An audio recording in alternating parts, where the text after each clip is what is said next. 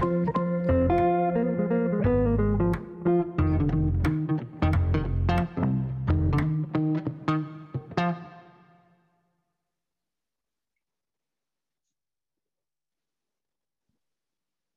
everyone, and welcome to Going Big on Resilience, the Mid-Atlantic model for regional green collaboration. We're excited that you could join us today.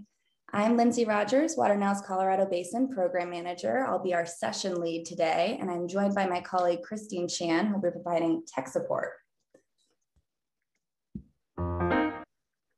And before we dive in, just a few housekeeping items here. We'll be using the Pathable Polling tab on the right of your screen for both polling questions and to submit your questions for the speakers.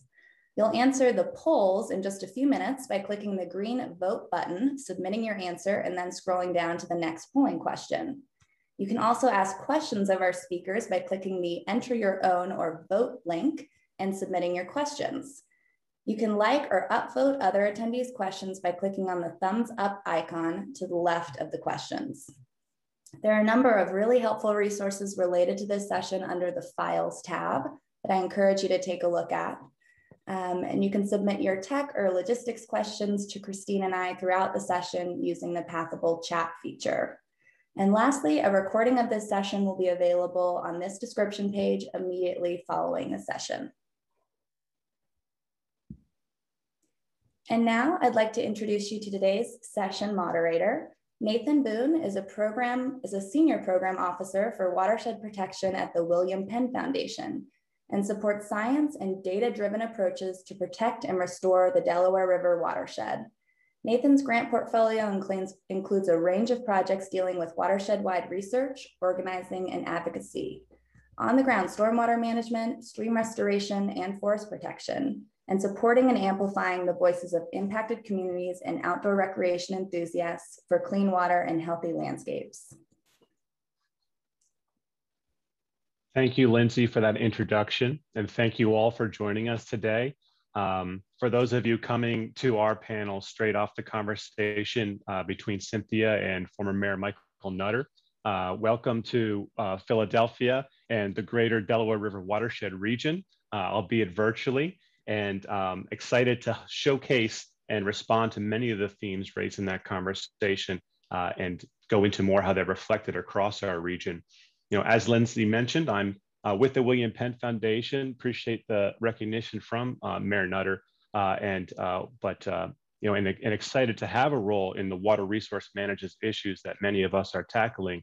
But as he recognized, also it's really about partnership.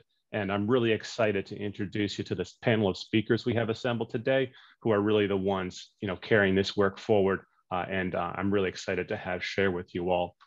So on today's panel, we're going to hear from Steve Tambini, who is the Executive Director of the Delaware River Basin Commission, the DRB or the DRBC, which is a federal interstate agency dating back to 1961. As the Chief Executive, Steve leads a staff of scientists, engineers, planners, developing and implementing plans and policies to protect, manage, improve the water resources of the basin. Really grateful for everything the Commission does, and thank you, Steve, for joining us today. I will also be joined by Howard Newkrug, the Executive Director of the University of Pennsylvania Water Center and former Commissioner of the Philadelphia Water Department under Mayor Nutter, as we heard earlier, a key to implementing the program there. Howard is the Professor of Water Practice at the University of Pennsylvania and founding director of that water center. Again, over 40 years of experience in the water industry, notably as Commissioner of the Philadelphia Water Department and founding director of Philadelphia's Office of Watersheds and creator of the city's Green Cities Clean Waters program, which we'll hear more about. We'll also be joined by Randy Heyman, current Commissioner of the Philadelphia Water Department and National Regional Leader.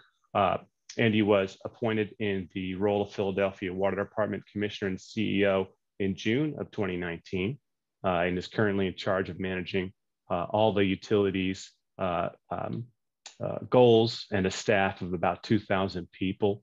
Before joining Philadelphia Water, Randy was a partner at the environmental law firm Beveridge and Diamond in Washington, D.C., and previously served as general counsel at DC Water and the metropolitan St. Louis sewer district. So a lot of experience with the water utility sector from across the nation. Excited to have that talent brought here home to Philadelphia. We'll also be joined by Lester Taylor, who is a partner at Florio, Perucci, Steinhardt, and Capelli, and former mayor of East Orange, New Jersey. Lester is a partner at the firm based in New Jersey, where he represents state, county, municipal entities. And as former mayor of East Orange, he has quite a story, quite a range of experience to share about the dangers of neglecting aging water infrastructure. And he currently serves on the boards of Sustainable Jersey and Jersey Water Works, helping to share that knowledge and support the efforts of other communities. And lastly, we'll be joined by my good friend, Patty Elkis, Director of Planning at the Delaware Valley Regional Planning Commission. Patty oversees a long-range planning and the transportation improvement program at the DVRPC, or Delaware Valley Regional Planning Commission. In addition to the environmental and smart growth planning, economic, demographic, and GIS analysis, just really a wide range of activities. That Delaware Valley Regional Planning Commission is the planning entity for the Fountain County region around Philadelphia. So a really important regional stakeholder, and we're really glad to have Patty joining us today. So you've gotten a brief taste of who you're going to see on the panel. Now it's time for the panelists and yourselves to get a little taste of who's in our audience. So our friends at the Water Now Alliance are going to open up some polls for you to share a little bit about yourselves. So we'll start there. You guys should see a poll there to tell us a little bit about who's in the room, what organization, what type of organization you're representing here today. So that can be accessed under the polls tab in the browser where you're viewing the talk.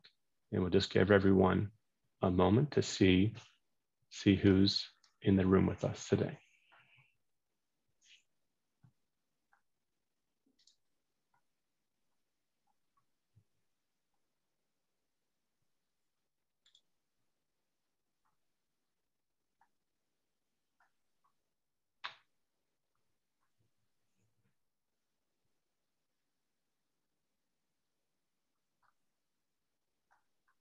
All right, so with the results in, hopefully we're seeing a good range of individuals. I'm representing the nonprofit sector, currently seeing the poll tell me we're 100% nonprofits, but I don't think that's the case. I know we have a very wide range of participants, not least of which knowing we're joined today by former Governor and Representative Florio, who has done so much for the environment. So really a special guest that I want to recognize in the audience today. So thank you all for giving us that taste. In addition to wanting to discover where folks are from today, we'd also like to add, or what types of organizations, we'd also love a sense of the geographies represented in the polls. Oh, I see. I'll refresh your browser if you're not seeing the update reflected. Lots of nonprofits in the room today. That's great to see. And where are you located? Northeast is making a strong showing.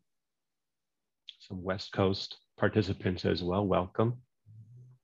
And then lastly, a little knowledge, a little trivia about the Philadelphia region itself, our watershed system, the two rivers that flow through Philadelphia. Excellent, some good knowledge demonstrated by this group. Excellent to see that it is the Delaware and Schuylkill rivers. So that's a little bit of context with those Delaware and Schuylkill rivers defining our region. A little bit of context for our region. We heard a lot about Philadelphia in the preceding talk. I've mentioned that the partners engaged here today are really thinking about their role as part of a larger system.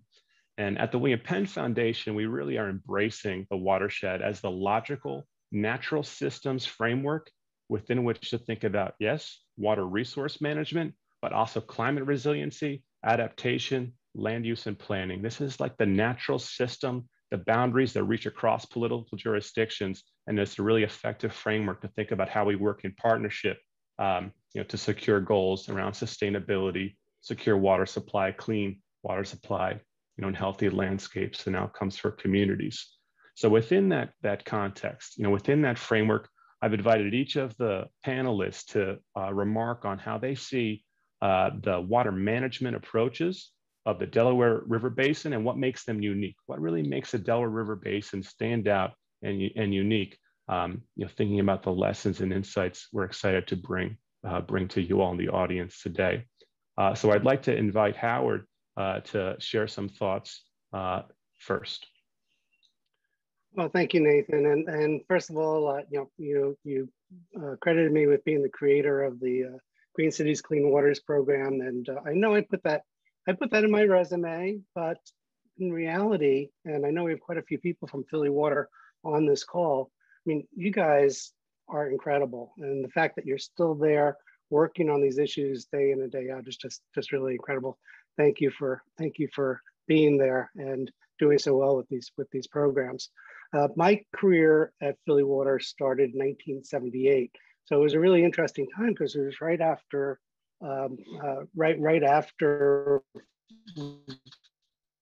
started dealing with the fact that there was a Clean Act and a Safe Drinking Water Act, beginning to understand this. And I've seen the city of Philadelphia and other cities along the Delaware River really take the initiative and be innovative and forward thinking since the 80s. And it's been fun to watch, first in drinking water, and then seeing that relate back into the 1980s when the construction grants program was put together, and see the incredible, miraculous change in the quality of the Delaware River since then, and the development of the Delaware River Basin Commission and CCMUA over in Camden, and many other entities that are all coming together and making this river hopefully fishable, swimmable everywhere, top to bottom, and that we are on this continuous set of improvements. It's really nice to see. And what makes us so special? Well, part of it is because we're among the first water systems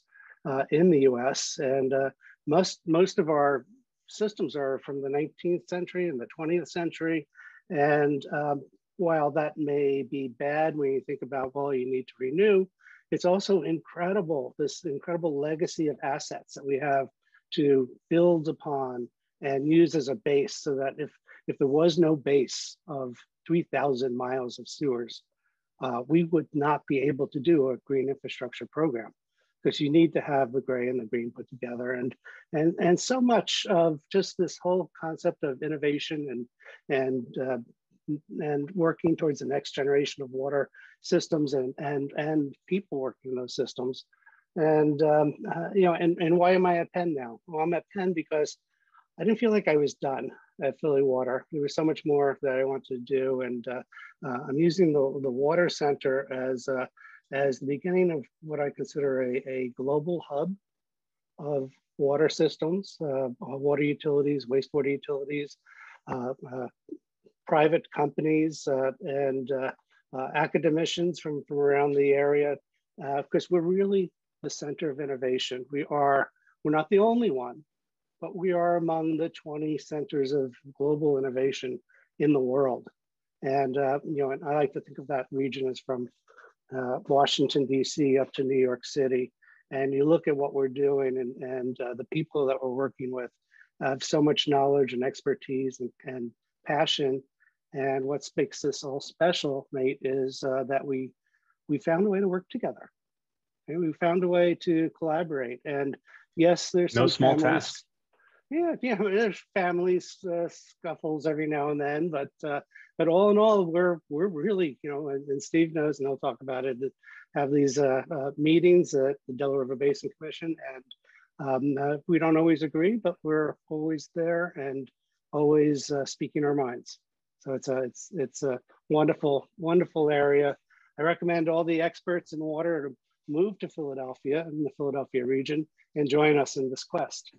Bring us your talent. And we do have, yes, engineer, academics, researchers, we've got lawyers, and planners, regulators, regulated. So this is really reflects exactly the themes this group reflects those themes, Howard. So thank you. I'd like to invite Lester to share a little bit, again, your perspective on what makes this region unique. What can this region offer other communities, other municipalities when it comes to water resource management?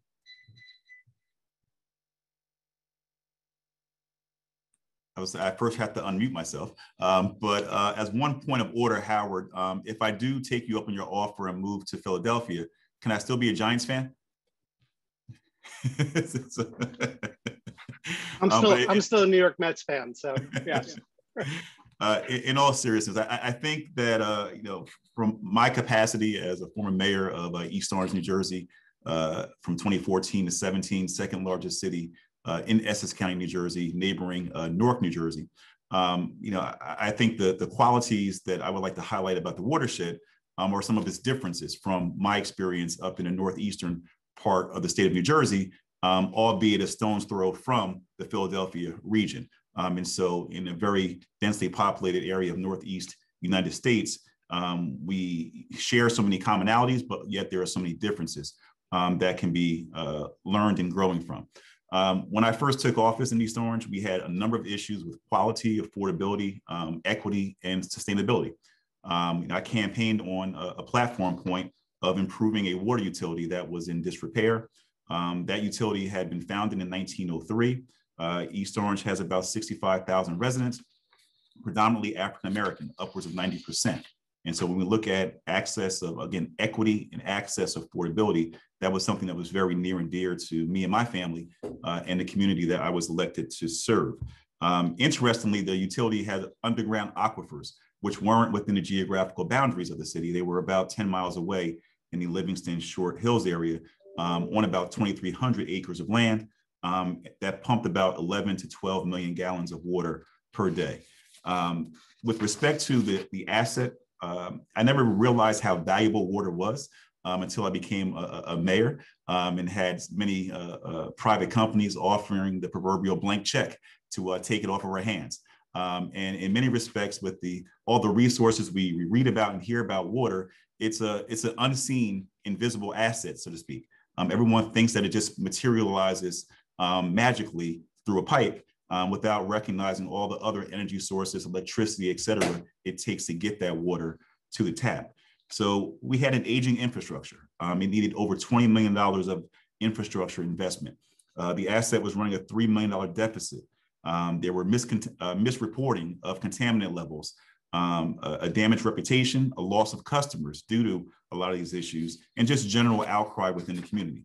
Something I did not anticipate, but in 2013, there was regional NBC News highlighting a $400,000 fine that the commission had been levied due to water quality and reporting issues.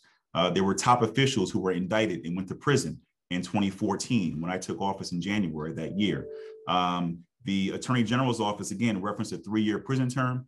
But interestingly, from 2013 campaign time to June 14, 6 months in office, some call it bold leadership, some call it crazy. But I asked for all the commissioners to step down from the utility. And in response to their pleas that they were doing a good job, I said, well, you had long enough and you're obviously not doing well enough. And so it was time to go and make some changes. So we overhauled the board. We were able to partner through a public-private partnership with Veolia North America to come in, and in a 6-month time frame, we closed a $4 million budget deficit in a 6-month time frame.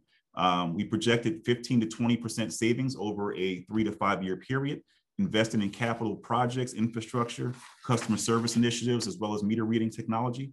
And then in 2016, 2 years later, we were featured on NJ.com, the Star Ledger for North Jersey, with the headline, "How an Old New Jersey City with Water Problems Avoided Becoming Flint, Michigan." So we're very proud of that success in a very short period of time, where we embarked upon a $23 million infrastructure improvement program with the support of our city council through a bond. And interestingly, during the whole process, which was done with a number of stakeholder and community meetings, we raised water rates 80%. We raised water rates 80%. And whenever I would speak across the country, I would ask any elected official or any appointed official who wanted to be reelected or reappointed, whether they would raise rates 80%. And of course, the answer was no. But the reality is, after we looked at the stats, it showed that even with that 80% increase, the rates were still lower than what competitive private entities were charging, in part because this asset was run without raising rates in accordance with industry standards for 20 years.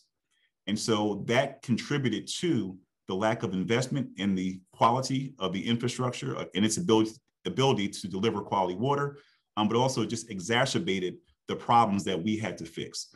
And so there's an adage that you have to spend money to make money, but in many respects with utilities, you have to spend money to save money as well. And I think that's a story that the watershed, while it might be somewhat different, it really is similar, because we have to, and you have to, Howard, until I move to Philadelphia, invest in the infrastructure to deliver quality and safe drinking water to the customers that you serve in the region. Thank you.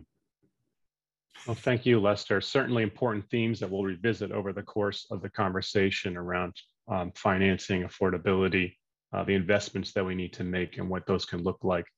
I'd like to ask Randy from the Philadelphia Water Department to share a little bit again, knowing there's so much focus on Philadelphia, but incapable of, disconnecting from that larger, watershed system just based on your situation relatively downstream.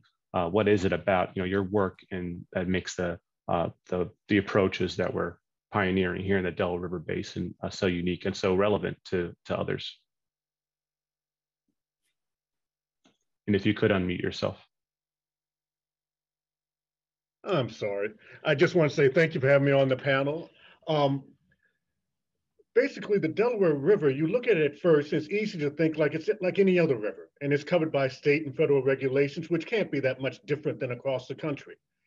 And yet it is different, and it is unique, because the Delaware River really encompasses 4 states, so that watershed goes through 4 states.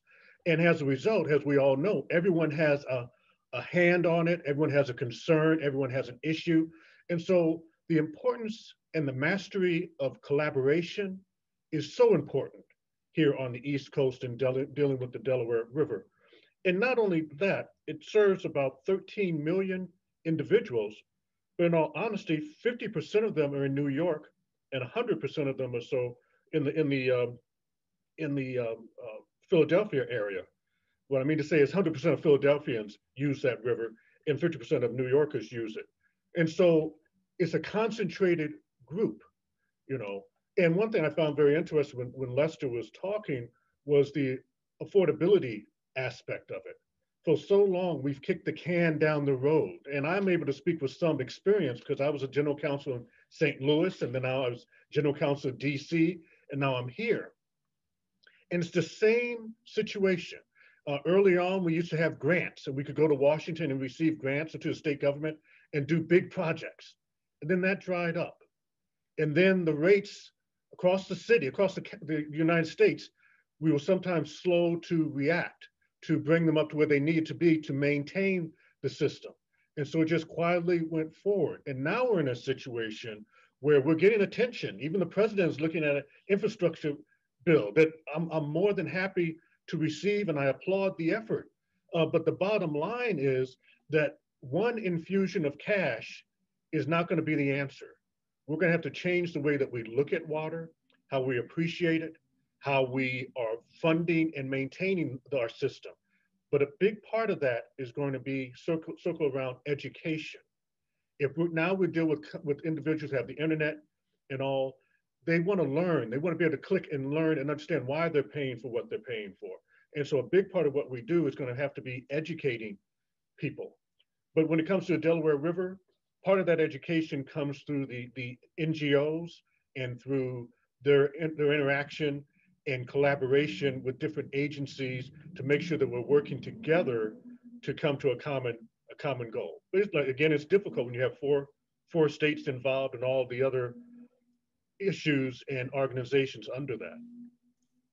Absolutely, and I know our next panelist knows that more than many. You know, the challenges and also the opportunities of working across state boundaries. So, Steve, you know, in your role as director of the Delaware River Basin Commission, you get that, you know, that watershed, that bird's eye, watershed eye view of the system, and I would love to hear you share with this audience some of the aspects that you think makes that management approach unique in the Delaware. Thanks, Nate. Certainly appreciate your perspective and the perspective of the other speakers. Let me give you the perspective of at the Commission and at the DRBC, how we think about water resource management and water security.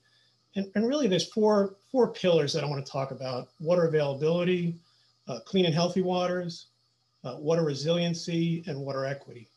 And I think when you think about the participants on the call, I would imagine some of them are going to be very similar in terms of water management approaches, but there is uniqueness in this basin that has already been touched upon, and I'll touch upon even more.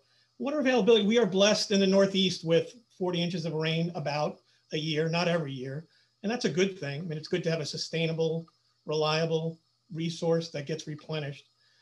But just think about this for a second, and you know, when you had that geography question, I'm sure there's people from all over the nation, but if you put out a map of the great watersheds of the United States, and many people have probably seen one on the internet. It's really cool, it's really colorful. But to find a Delaware River Basin, you really have to squint, right? You have to really look hard, because the Delaware River Basin on a national scale really is only about 0.4% of the watershed or the lands of the United States.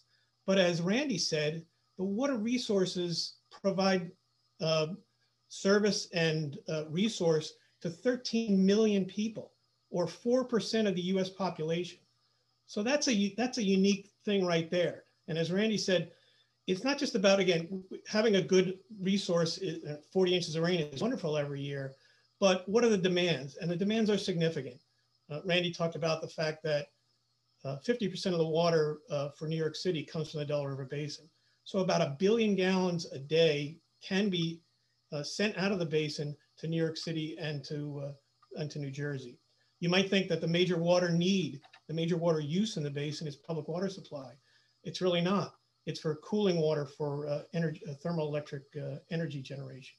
And then you have to meet all the other complex competing needs from a water availability standpoint: recreation, in-stream uses, industry, agriculture, again, some that might be familiar to others and some that might be somewhat unique to this basin. The clean and healthy waters, you know, and I think Howard touched on this, and I'm sure we'll get into it deeper. We all want to meet the goals of the Clean Water Act, fishable, swimmable waters, and we all want to get there. And this basin, if you haven't manage at the utility scale or manage at the basin scale, and you're dealing with an area that's heavily populated, you're probably dealing with some of the same issues we dealt with in Philadelphia and in Camden and in Wilmington, where, you know, before the Clean Water Act, before the DRBC, effectively there was a dead zone in the river. There was no dissolved oxygen and the river was dead. And with the Clean Water Act, with the planning and collaboration of the basin states and the DRBC, we put a plan together and we've made tremendous progress in restoring the urban estuary.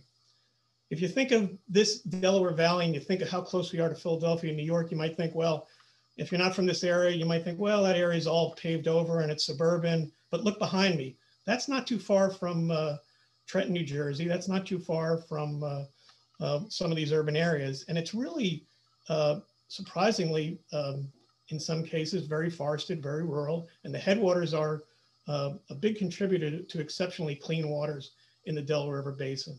We have unique programs at the DRBC to make sure that those waters stay clean, to make sure that there's no measurable change in water quality. And we've got a regulatory program that looks very closely at existing water quality, regulates existing water quality, and make sure that if there's new pollution loads coming in, that there's no measurable change in water quality except to natural conditions. Generally, that's been successful. I say probably one thing that we share with other river basins is that water quality is generally improving, but one area that we may get into is salt. Road salts have been an issue, and we see the influence of road salts throughout the Delaware River Basin. Water resiliency is a key issue, I think, for everybody. Obviously, can you meet extremes? Again, whether you're at the utility scale or whether you're at the basin scale, watershed scale, can you meet extreme weather conditions, floods, droughts? In the West, you might say fires. Can you meet power outages? you know, that's one thing. And certainly this basin is susceptible to times when there is not enough rainfall. In the 1960s, it was 8 years in a row of below normal rainfall. And that's the drought of record. But layer climate change on top of that and ask the questions. Have we seen the worst drought of record? Have we seen the worst flooding conditions in the basin? Probably not. And the other unique thing about this river, this basin, the river is 330 miles long. And it starts up in the Catskills Mountains of New York, and it runs all the way down to the Atlantic Ocean at Cape May and Lewis, Delaware. But uniquely, it is a free-flowing river. There are no dams, there are no locks.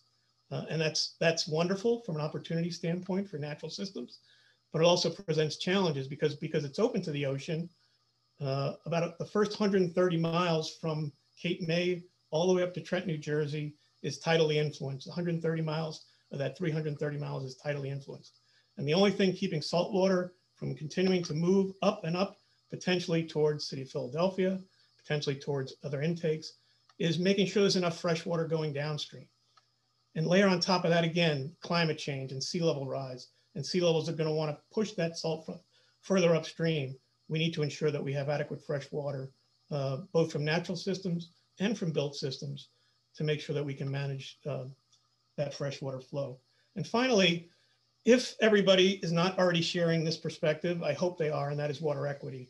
I think the questions that need to be asked more often is, does everyone have a voice in the way the river is managed and the basin is managed?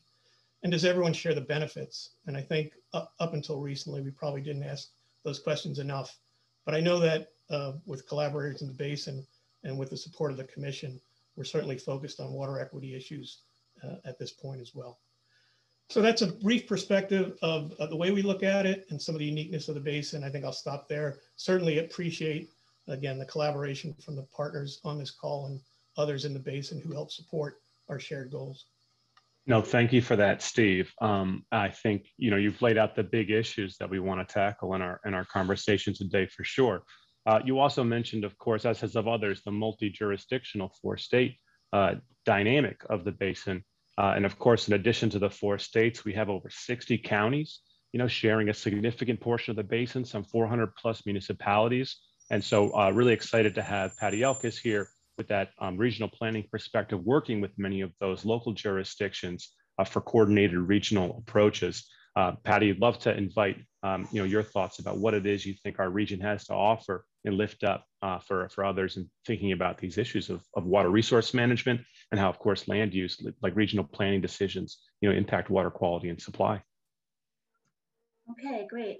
Thanks, Nate. And thanks for inviting me to be part of this panel. And wish we were all in person. I could see you, but I know that's not the case. And my dog is having a bad dream in the background, so I hope that you can't hear that. But anyway, I feel like I'm just lucky that I have this dream job of being the Director of Planning at the Delaware Valley Regional Planning Commission, which is the regional planning organization for the greater Philadelphia area. So we cover Philadelphia, also the 4 collar counties on the southeastern Pennsylvania side and also on the Jersey side. So we're kind of straddling the river there. And we're what's called a federally designated metropolitan planning organization.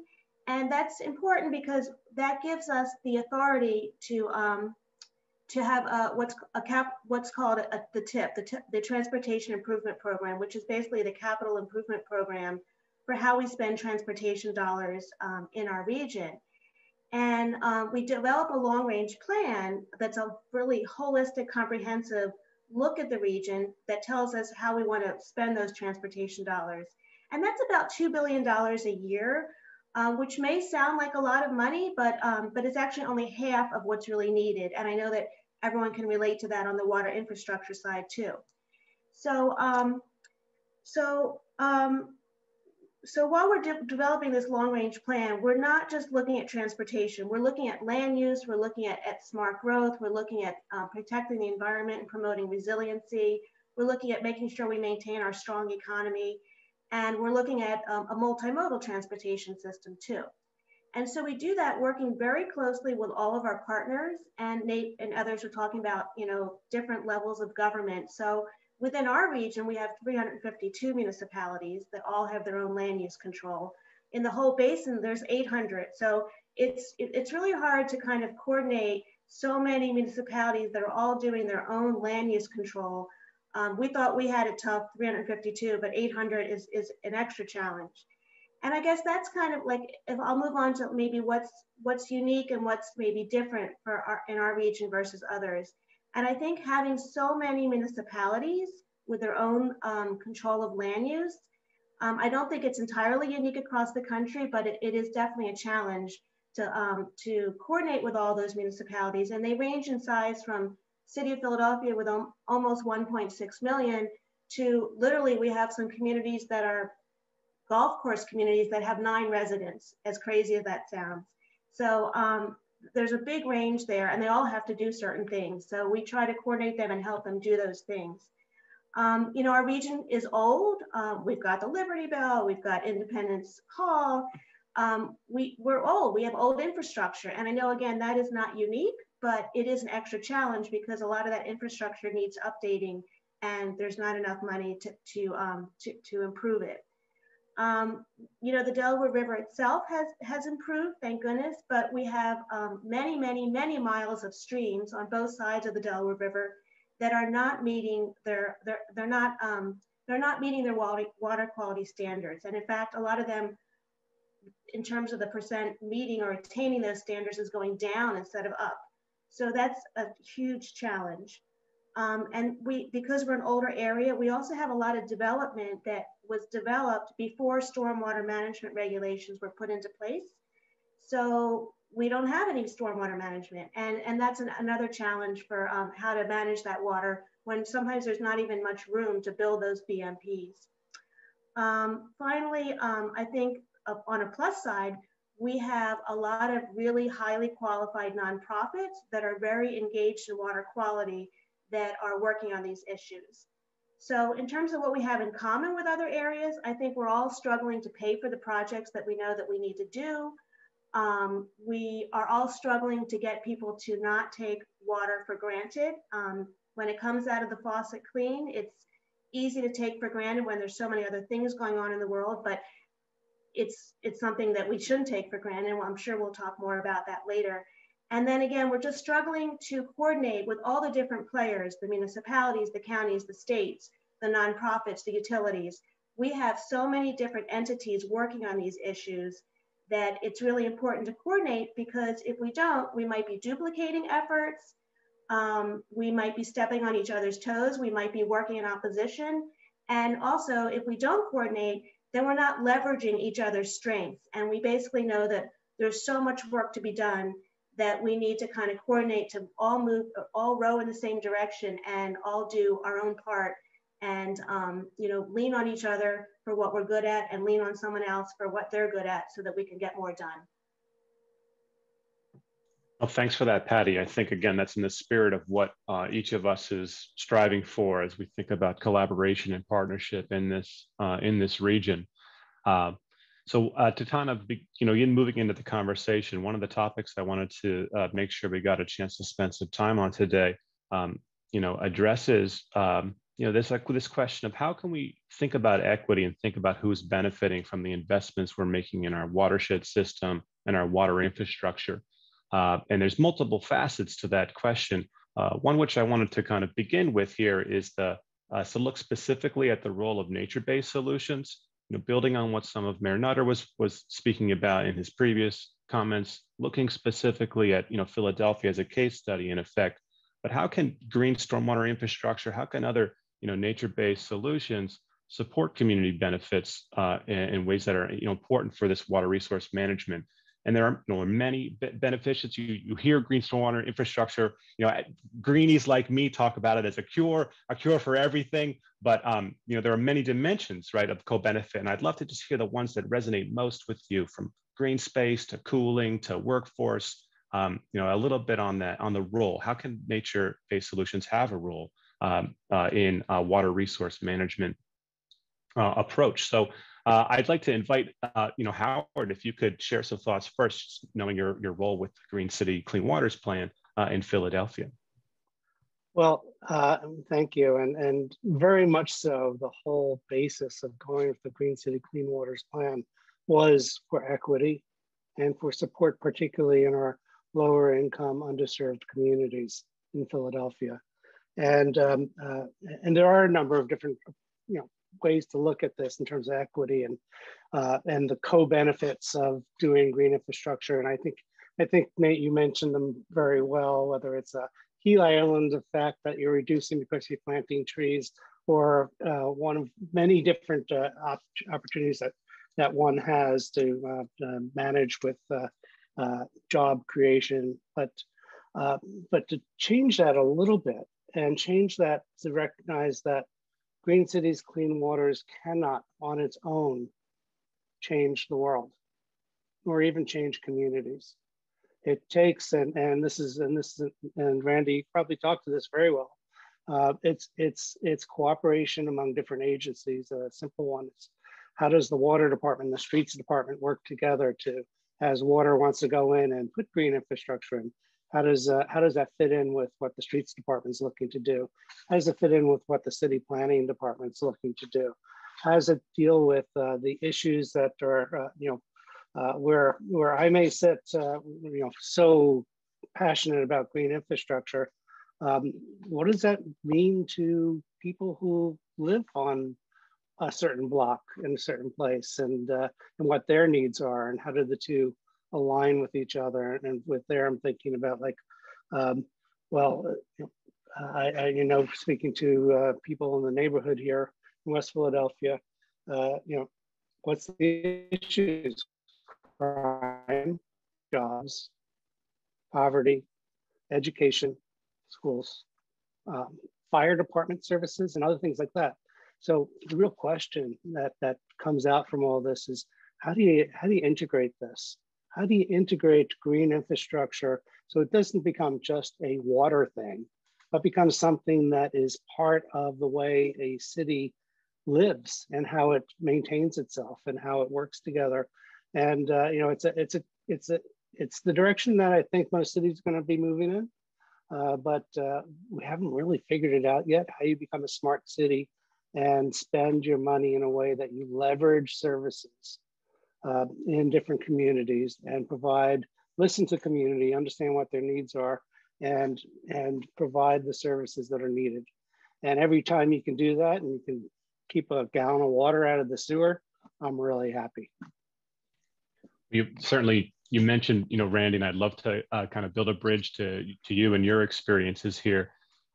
This focus on, community benefit, community needs. Certainly one of the elements of nature-based solutions in green stormwater infrastructure that's been lifted up is around workforce and the ability to engage, local residents and having a role in helping to maintain those practices, support that vision, leverage those other partnerships, funding opportunities, et cetera. So would love to just invite your thoughts on how you think about or how you're thinking about green stormwater infrastructure, perhaps related to workforce and some of the initiatives that I know you all are very proud of in Philadelphia.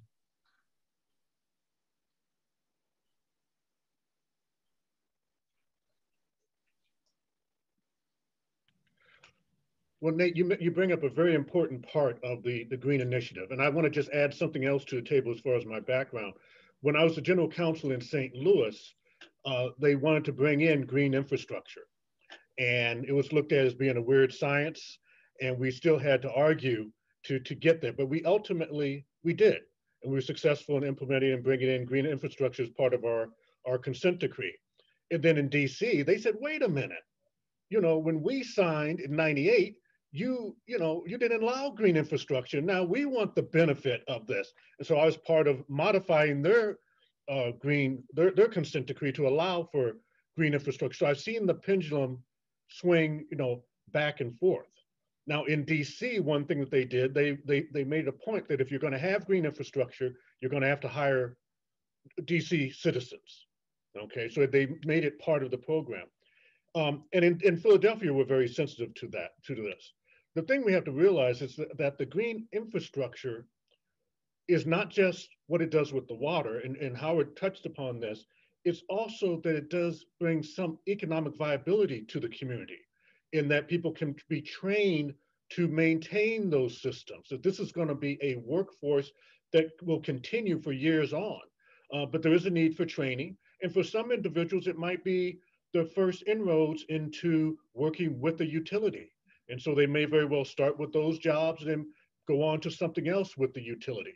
And that's one other thing that people need to understand, that jobs in the utility are great because they allow individuals to pay a mortgage, to send their kids to school, and develop some economic foundations for their families.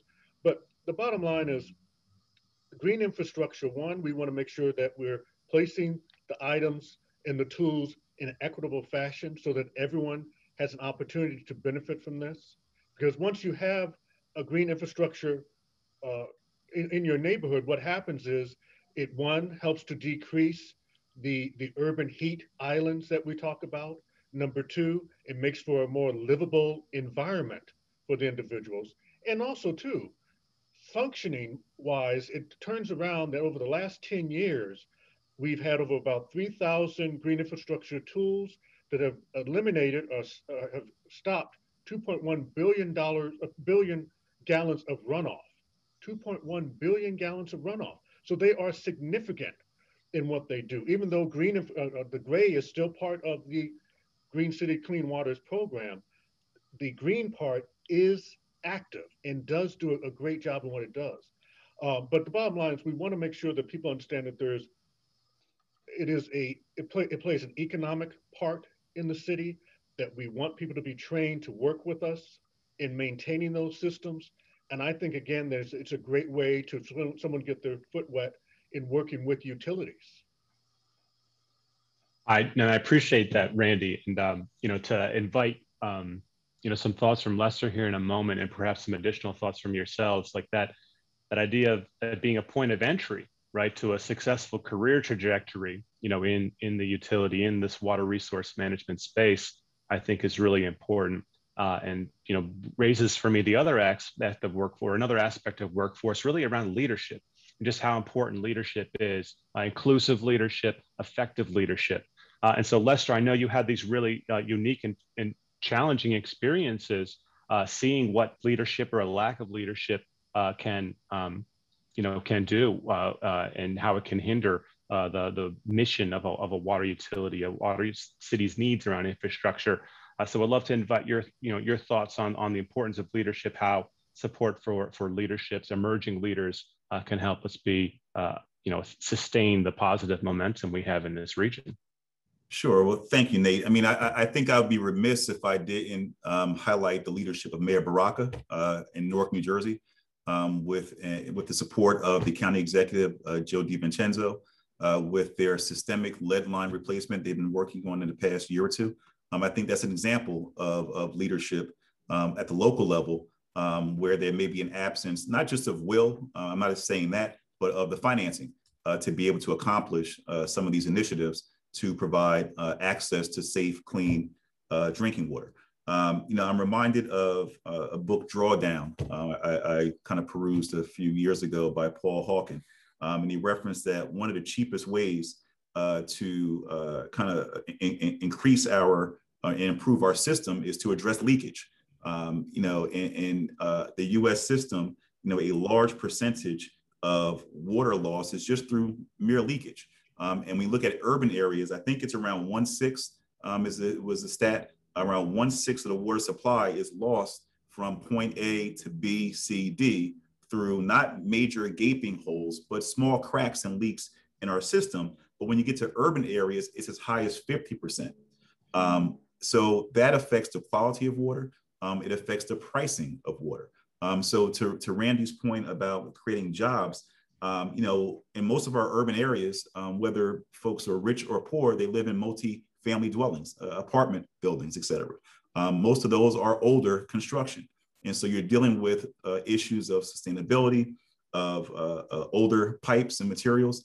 And so there's a lack of incentives from the federal and or state level for a landlord and or a property owner to improve and or replace those lines. And I think that if that can be done, that will go into the green infrastructure. It will grow into providing safer conditions for individuals. But also it will result in cheaper pricing. Personal example, my wife and I just bought a new home a year ago, and we were amazed at how much lower our water bill was. Interestingly, not bragging, but our kids are older, and so they spend 45 minutes in the shower now versus 5 minutes, which they should. Water is running, and we're wondering, why is the bill lower? Well, the bill is lower because it's a newer home with low flush toilets, higher efficiency faucets, and so while we might be quote unquote, we think we're using more, but we're actually using less. And so if we can invest in more high efficiency equipment, i.e. green infrastructure, it will reduce in more affordability, result rather in more affordability and more equity with respect to access to and use of the asset, which is water. Thank you both for that. I'd like to talk a little bit about how we pay and how we value the services that too often are taken for granted. And responding to some of the feedback from our audience here and this interest in the business case for funding natural infrastructure with ratepayer dollars, and what makes the business case for the communities that you have respective experience with, right? Like with a case for taking the revenue streams that you see or you have access to. And I can see a really interesting range right across the panelists, from ratepayers paying their water utility to the revenues that a municipality or township might be able to raise to address their water issues around stormwater through fees, et cetera, to the types of fees and revenue streams that a water use regulator like the commission has most responsibility for. So when you're thinking about the revenue mechanisms that you see in your communities, how do you make that that business case? Where is that business case effective, and what are its limits, right? So I guess I would open it to the panel if someone wanted to start us off, kind of responding to that that prompt. I'll just lead in and go a little off the trail here, just a little bit. But one of the things that I really found out, particularly when I was water commissioner, and then following that, is that the problem with the water industry today is that our rates are artificially low. And they are low for good reasons, because you want to make sure water is affordable to everyone. But quite honestly, what I found was that our rates are driving our budgets. So you have a rate and it's driving what your budget is for doing whatever green infrastructure or painting the locker rooms in water treatment plants. And what should be happening is that the budgets, the needs of the utility, need to drive the rates. And we have a very big difference in that. There's a very big gap. And I'd like to commend Randy, because he's been keeping the Green Cities Clean Waters program moving forward during this time of economic uncertainty, to say it nicely, and being able to continue this program despite the fact that raising rates in order to do things like green infrastructure or paint the locker room is not always acceptable. And the big thing that Philly did and has in place now is the low rate, the low income tariff for people who can't afford the full rate for water. And what a successful, wonderful program that is. It didn't do the one thing that I hoped it would do, which is to take some of the political pressure off of the water utility from not raising rates, because now we have a safety net for those who can't afford it, and that maybe there be more openness to understanding that rates need to go up so that budgets can be fulfilled and met, and we could have a full program that we're looking to do. Nate, I can add a little bit to this discussion as well. I think I saw a program the other day at this conference from the Water Hub, and they were talking about the polling of voters, and generally that generally people value water in general and value clean water and the protection of clean water. I think the real responsibility as for water managers is to translate that goodwill, I suppose, into some measurable result. And I think that does address the, to some degree, the water equity and water security issues as well. So when we do invest, whether it's in natural systems or in built systems, we're getting to a measurable result of something that we're trying to achieve, whether it's water equity, water availability, water resiliency, clean water. So I think it's important to always follow the science to make sure that you do get a measurable result. I think City of Philadelphia has proven that if you can do that with natural systems like green infrastructure, all the better. I mean, that's a wonderful outcome and it's got multiple benefits. But in some cases, you really just continue to need to follow the science because you want that result. You want to translate that goodwill into something that ultimately people are going to feel and see and benefit from, and not just, okay, this sounds good. So I think, certainly collectively, we all struggle with that, where to make our investment. I'm hoping, and nationally, that there's more investment for both green and gray infrastructure.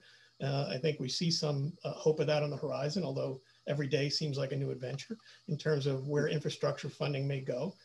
I'm hopeful that the Delaware River Basin is elevated on the national scale, considering its national importance and considering potentially that it's underfunded compared to other major water bodies.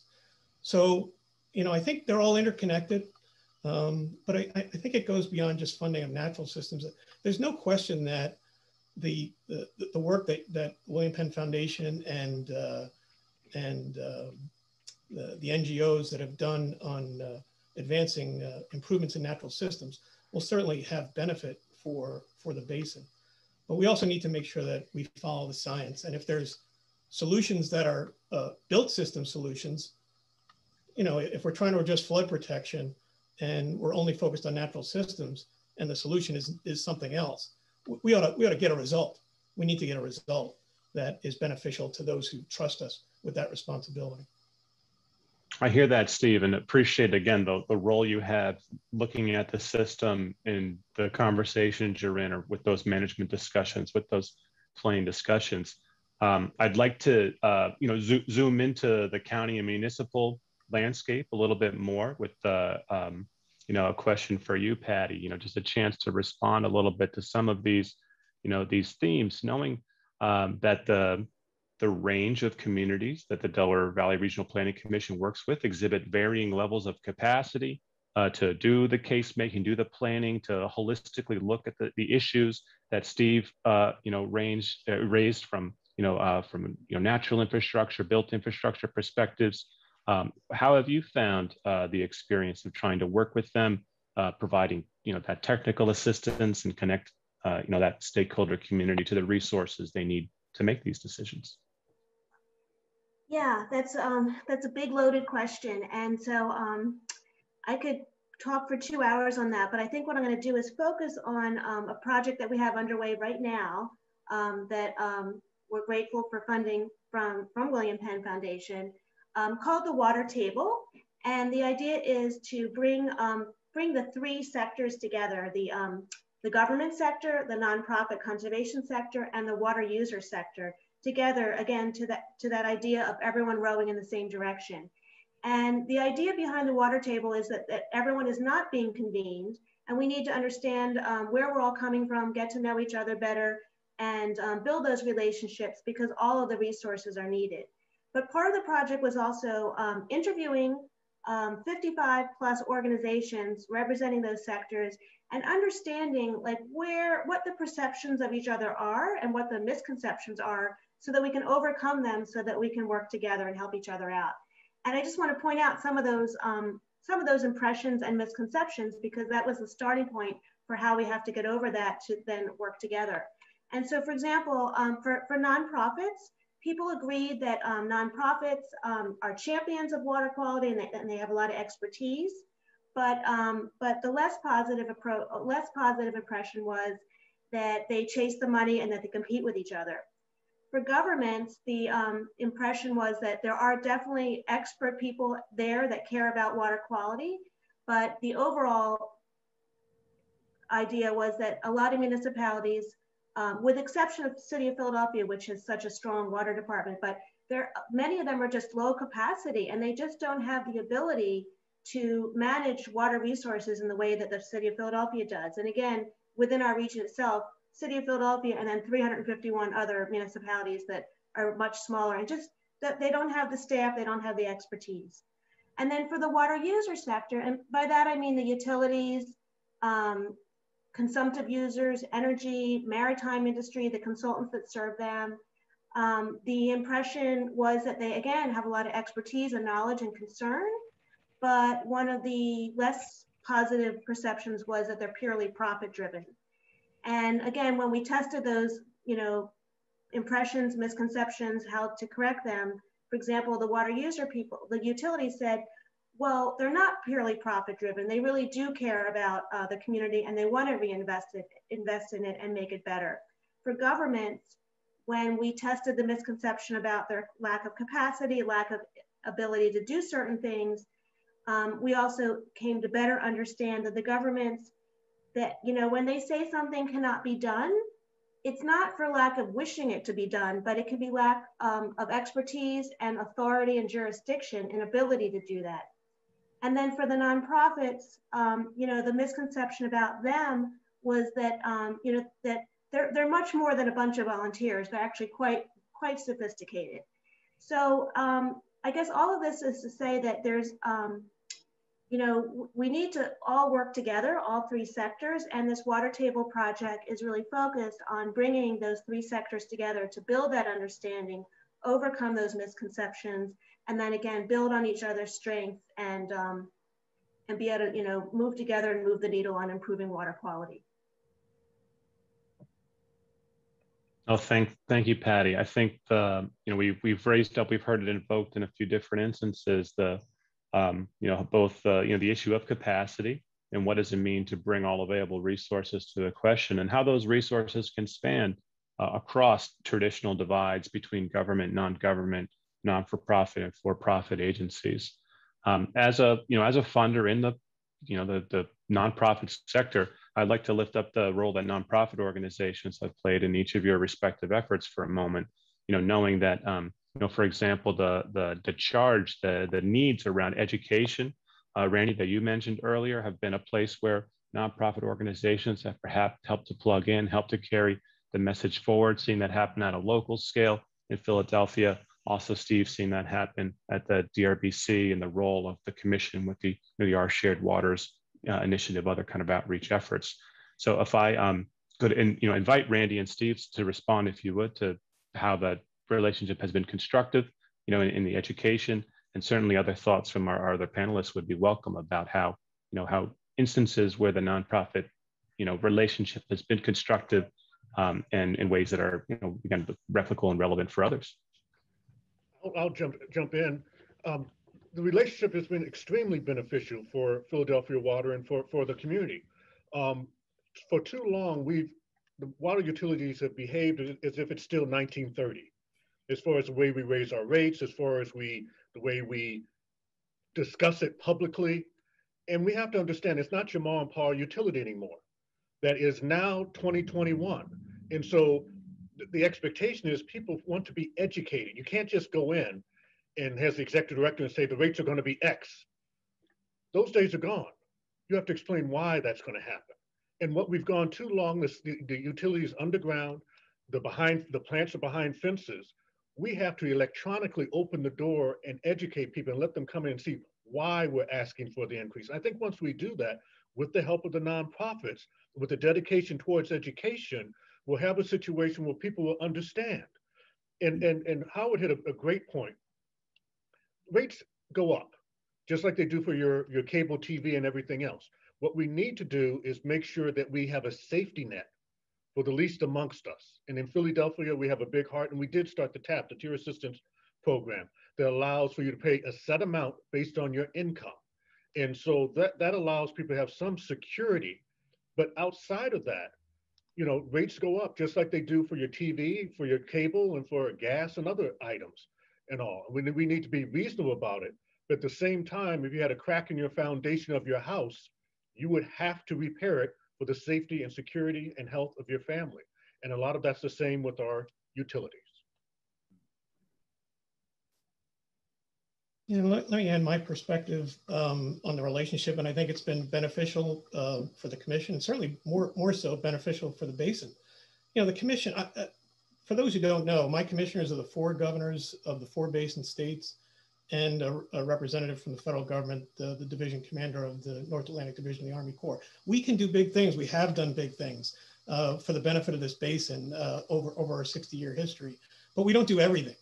And I think sometimes people think we do. I get calls sometimes, there's a gas station going in on the corner. Can you guys stop this? Well, no, we don't get involved in land use planning, and it doesn't have an effect on the broad water resource of the basin. There is a role for non-regulatory best management and organization and focus. And what William Penn Foundation and other NGOs and other groups are doing is really complementing the regulatory approach by looking at ways to focus on watershed-based issues, again, that go across the boundaries of all the states and all the counties and all the municipalities, and think about the broad issues from a non-regulatory perspective. And those two together can help us to achieve what we're trying to achieve that we can't achieve individually. That's part of the perspective of the commission itself. We can do things as a commission that the states can't do by themselves, especially because it's an interstate water. Again, over my shoulder, one state, you're looking at Pennsylvania on one side, New Jersey on the other.